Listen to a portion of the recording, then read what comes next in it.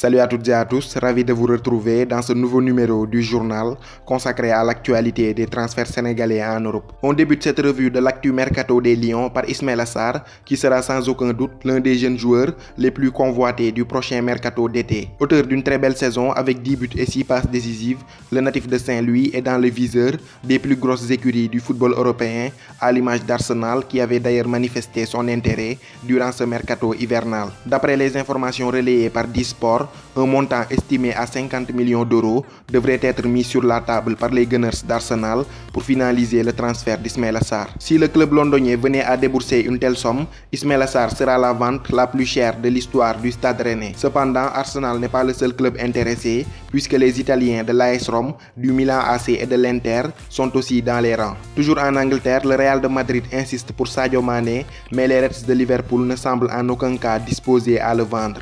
Selon le site anglais B-Soccer, les vice-champions d'Europe auraient fixé un prix exorbitant pour décourager les merengues. En effet, Liverpool réclame 230 millions d'euros pour le céder, un montant que le Real de Madrid ne compte en aucun cas débourser.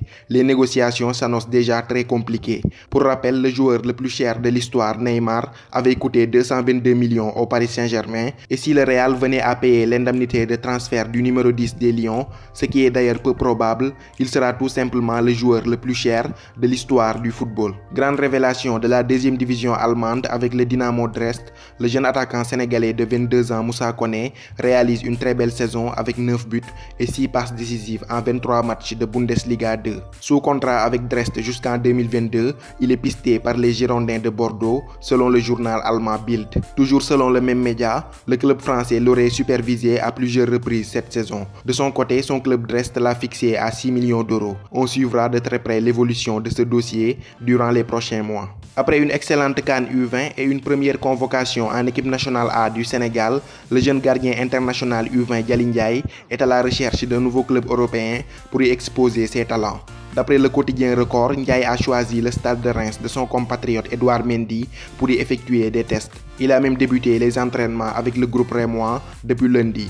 Espérons qu'il réussira ses tests et franchir un nouveau palier avant la Coupe du Monde Junior en Pologne. On ne saurait terminer ce journal sans présenter nos sincères condoléances à la famille du football sénégalais et au beach soccer en particulier, suite au décès du gardien de but Abdou Karim Samba. Une pensée pieuse pour sa famille et ses proches, que Dieu l'accueille dans son paradis céleste. C'est sur cette triste note que se termine ce journal consacré à l'actualité du mercato des Lions. Rendez-vous à très bientôt pour de nouvelles vidéos. D'ici là, portez-vous bien et passez une excellente fête du 4 avril. À bientôt.